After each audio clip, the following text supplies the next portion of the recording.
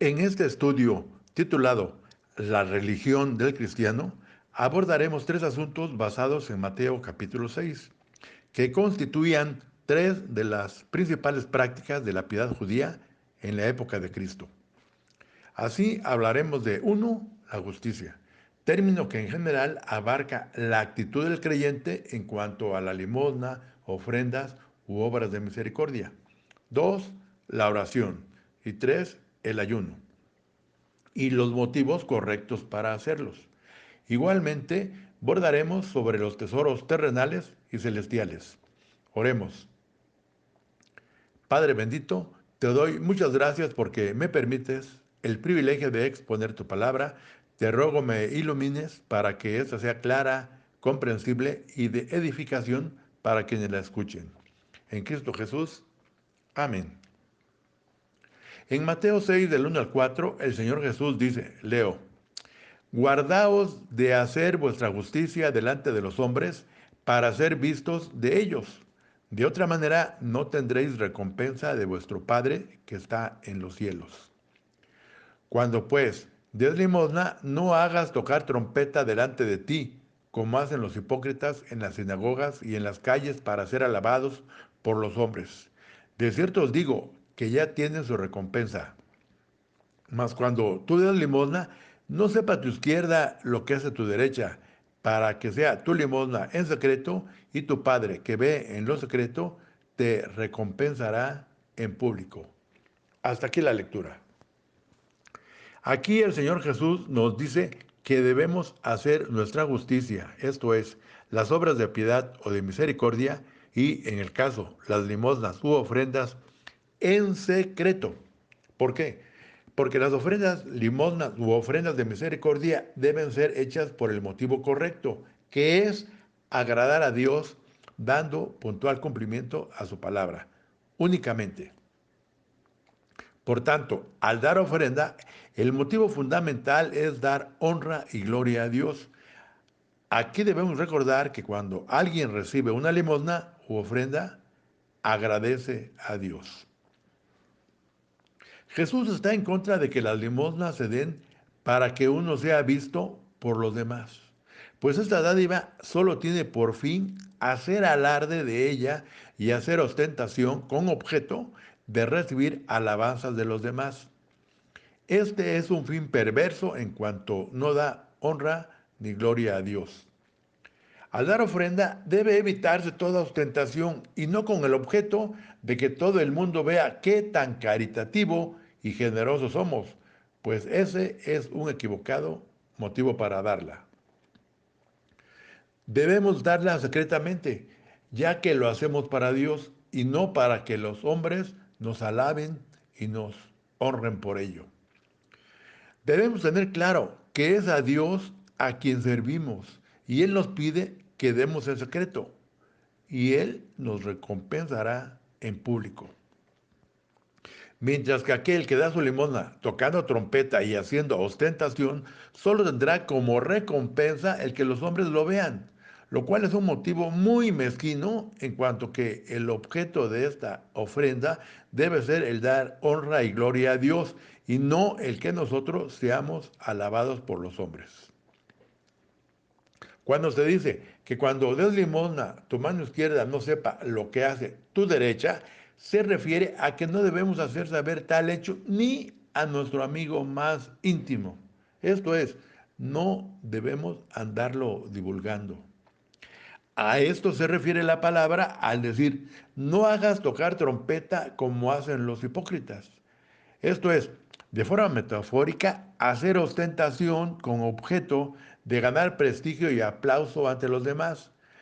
Aunque algún comentarista dice que, en efecto, los fariseos hacían verdaderamente tocar una trompeta para juntar a los pobres, darle una limosna y así ganarse la reputación de ser hombres caritativos que cumplían fielmente con el deber de las obras de misericordia.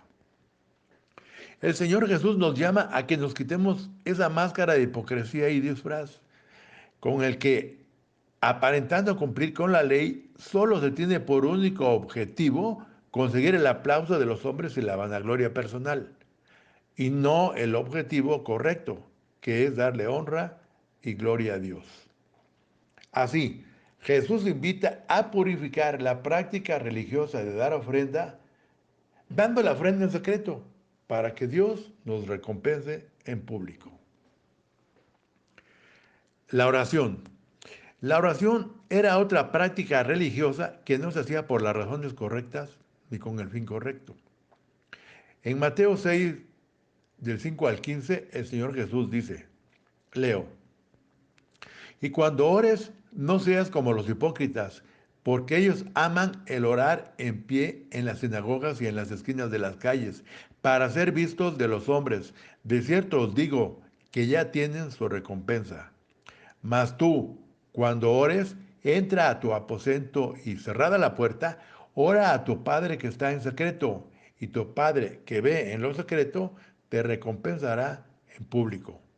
Y orando, no uséis vanas repeticiones como los gentiles, que piensan que por su palabrería serán oídos. No os hagáis pues semejantes a ellos, porque vuestro Padre sabe de qué cosas tenéis necesidad antes que vosotros le pidáis.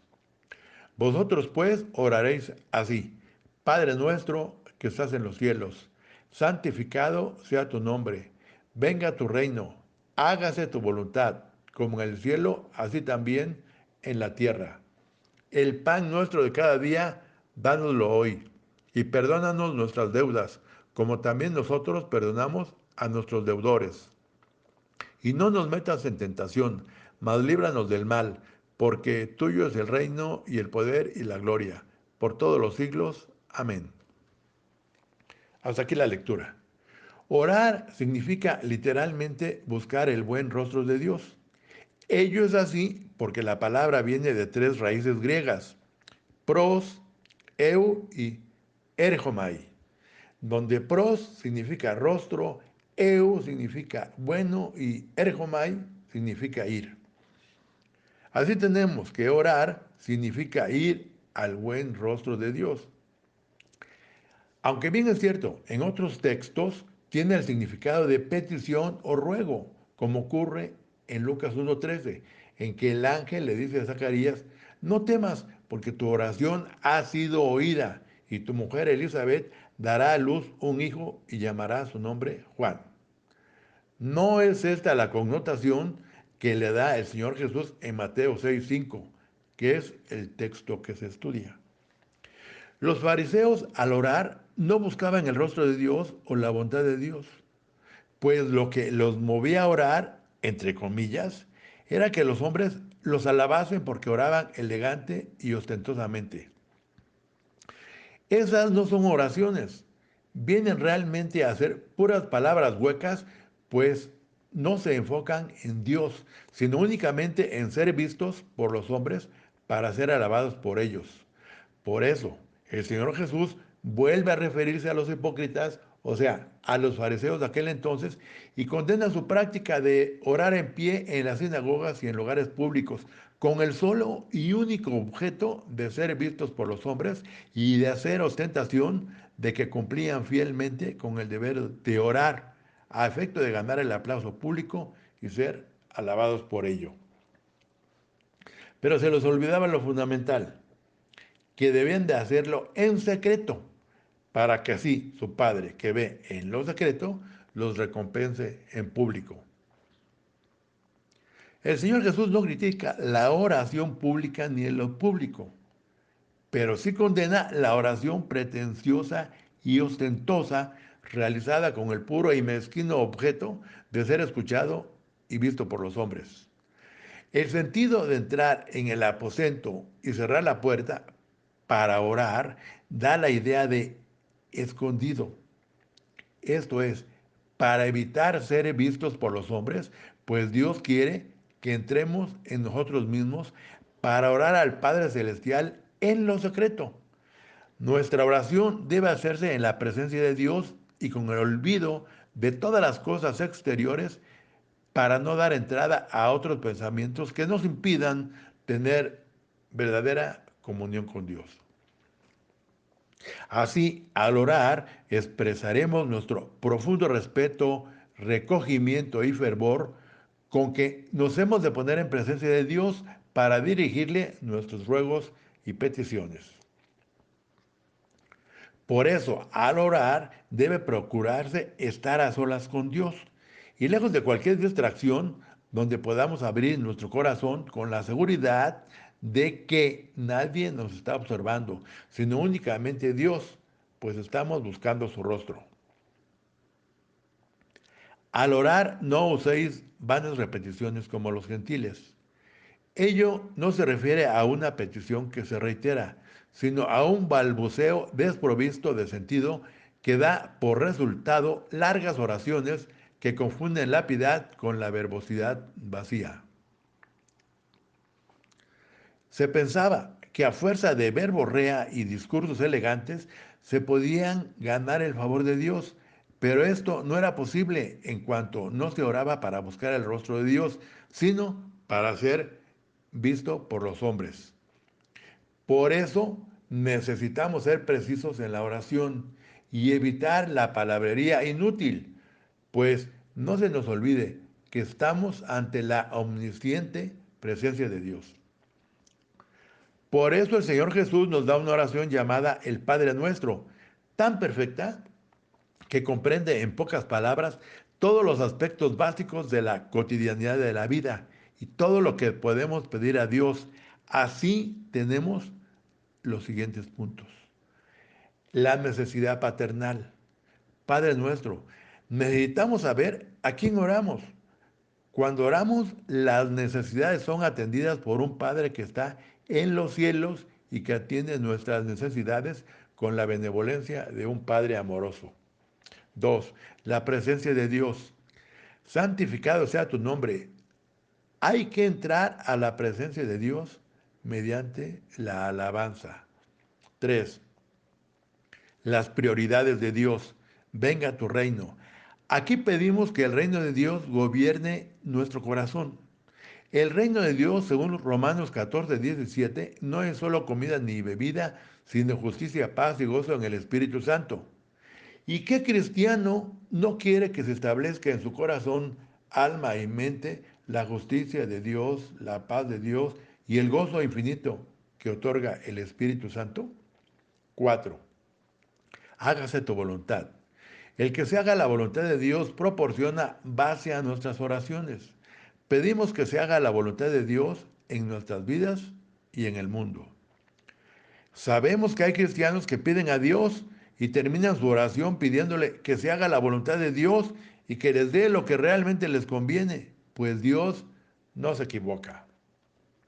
5. Provisión de Dios. El pan nuestro de cada día, dánoslo hoy. Dios suple las necesidades humanas. ¿Y qué necesidad más humana que contar con el alimento diario para nuestro cuerpo? 6. El perdón de Dios. Necesitamos el perdón de Dios. Y para eso necesitamos perdonar a los demás y caminar diariamente con la decisión de amar y perdonar. 7. La protección de Dios. Y no nos metas en tentación. Aquí le estamos pidiendo a Dios que si se presenta la oportunidad de pecar, nos quite el deseo de hacerlo. Y si el deseo surge, nos quite la oportunidad. No permitas que el enemigo me haga caer en su trampa. Cuando pedimos líbranos del mal, reconocemos el poder de Satanás, afirmamos nuestra debilidad y suplicamos recibir el poder de Dios, que es mayor. 8. La preeminencia de Dios. Porque tuyo es el reino, el poder y la gloria. Aquí se glorifica a Dios que nos hace participar en su reino, poder y gloria. Las primeras peticiones del Padre Nuestro tienen que ver con la gloria de Dios. Nótese, tu nombre, tu reino y tu voluntad. Y las últimas tienen que ver con nosotros. Danos, perdónanos, no nos metas en tentación y líbranos del mal. Como se advierte, la oración del Padre Nuestro es corta y sin verborrea o palabrería hueca, pero completa, y en la cual no falta ninguna necesidad humana que no sea tomada en cuenta. Esta oración, por su gran concisión y precisión, es considerada la oración modelo. Y al analizarla nos damos cuenta por qué el Señor Jesús se la enseñó a sus discípulos. Sin embargo, el Señor Jesús no deseaba que se orara exactamente así con las mismas palabras, pues con el Padre Nuestro nos dio un modelo para estructurar nuestras propias oraciones, especialmente cuando ya nos había advertido de la vana repetición y palabrería. Ahora abordaremos el tema del ayuno. Mateo 6, del 16 al 18 nos dice, leo, cuando ayunéis, no seáis austeros como los hipócritas, porque ellos demudan sus rostros para mostrar a los hombres que ayunan. De cierto os digo que ya tienen su recompensa. Pero tú, cuando ayunes, unge tu cabeza y lava tu rostro, para no mostrar a los hombres que ayunas, sino a tu Padre que está en secreto, y tu Padre que ve en lo secreto te recompensará en público. Hasta aquí la lectura. Aquí Jesús vuelve a arremeter contra la práctica indebida de hacer ayuno, haciendo de ello una indebida ostentación. Es una crítica al eterno problema del fariseísmo que amaba el boato, la ostentación y la apariencia. Una vez más se nos dice que el ayuno debe hacerse para Dios en secreto y no para que los hombres lo vean. El lavar la cabeza y el rostro hace referencia a que como los antiguos se perfumaban y lavaban en días de alegría y festejo, de la misma forma debemos hacer brillar en nuestro rostro la santa alegría del día en que ayunamos, para esconder nuestro tesoro y estorbar que la vanidad nos arrebate el mérito de nuestro ayuno. Si ayunas en secreto, el Padre te recompensará en público. De otra forma, el objeto de tu ayuno sería simplemente la ostentación y la vanagloria personal de que los demás sepan que ayunas, cuestión que amaban los fariseos, desvirtuando el verdadero fin del ayuno, que es que Dios te vea y tome en especial atención una petición muy grande que nos abate y acongoja. Ahora hablaremos de los tesoros terrenales y los celestiales. Mateo 6 del 19 al 21 y del 24 al 34 dice, leo, no os hagáis tesoros en la tierra donde la polilla y el orín corrompen y donde ladrones minan y hurtan, sino haceos tesoros en el cielo donde ni la polilla ni el orín corrompen y donde los ladrones no minan ni hurtan. Porque donde esté vuestro tesoro, allí está vuestro corazón. Ninguno puede servir a dos señores porque o aborrecerá al uno y amará al otro, o estimará al uno y menospreciará al otro. No podéis servir a Dios y a las riquezas. Por tanto os digo, no os afanéis por vuestra vida, qué habéis de comer y qué habéis de beber, ni por vuestro cuerpo, qué habéis de vestir. ¿No es la vida más que el alimento y el cuerpo más que el vestido? Mirad las aves del cielo, que no siembran, ni ciegan, ni recogen en graneros, y vuestro Padre Celestial las alimenta. ¿No valéis vosotros más que ellas? ¿Y quién de vosotros podrá, por más que se afane, añadir a su estatura un codo? Y por el vestido, ¿por qué os afanáis? Considerad los lirios del campo, cómo crecen. No trabajan ni hilan. Pero os digo que ni aun Salomón, con toda su gloria, se vistió así como uno de ellos. Y la hierba del campo que hoy es y mañana se echa al horno, Dios la viste así. ¿No hará mucho más a vosotros, hombres de poca fe? No os afanéis, pues diciendo, ¿qué comeremos o qué beberemos o qué vestiremos?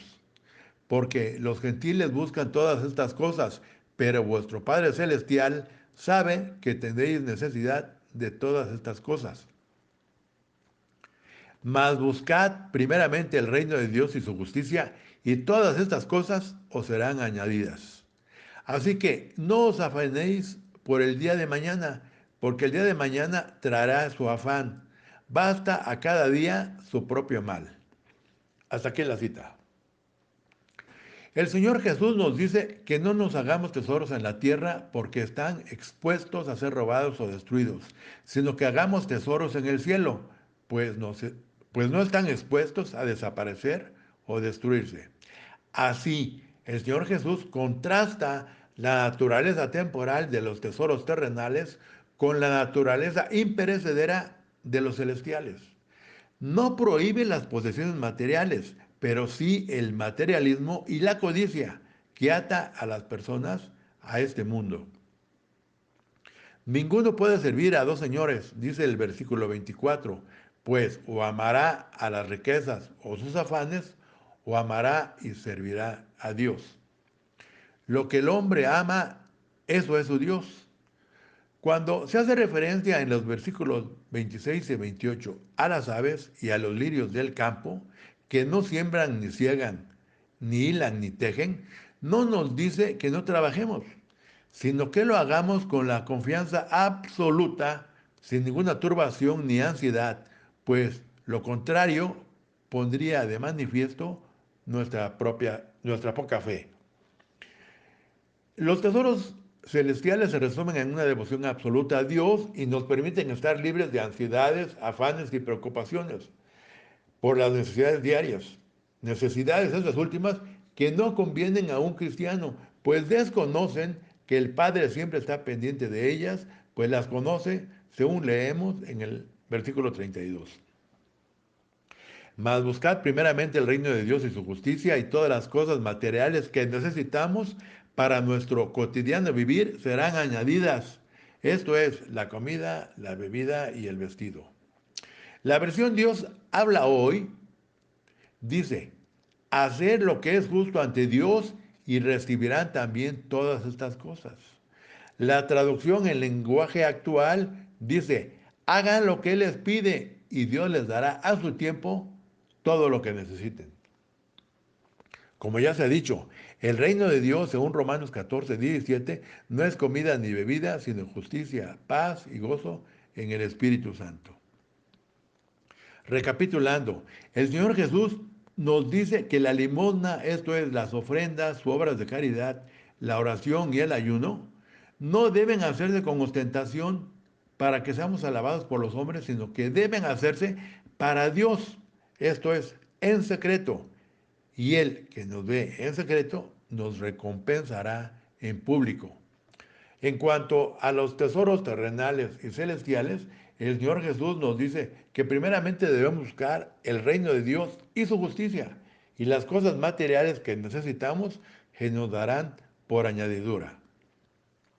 Así que con esta promesa, hermanos, ¿qué nos impide buscar en primer lugar el reino de Dios y su justicia, conociendo de antemano que todas las cosas que necesitamos y que Dios sabe que necesitamos, nos serán dadas? ¿Por qué preocuparnos por ellas, afanarnos por ellas, si sabemos que vienen con el paquete de buscar primeramente el reino de Dios y su justicia? Recordemos dos personajes de la Biblia. José, hijo de Israel, él no buscaba con angustia y afán qué vestir y qué comer. Solo buscó el reino de Dios y su justicia. Y sabemos que Dios siempre estuvo con él. Hasta llegó a ser gobernador de Egipto y tener cualquier cosa que le fuera menester. Lo mismo podemos decir de David. David nunca se preocupó por qué vestir y qué comer, pues Dios siempre le suplió cualquier necesidad. Y todos sabemos que llegó a ser rey de Israel sin proponérselo siquiera. Solo buscó el reino de Dios y su justicia. Salvo el tema de Betsabé que ya conocemos. Al punto que llegó a ser conocido como un hombre conforme al corazón de Dios. Así pues, busquemos primeramente el reino de Dios y su justicia, y todas las cosas que necesitamos nos serán dadas. Dios añada bendición a su palabra.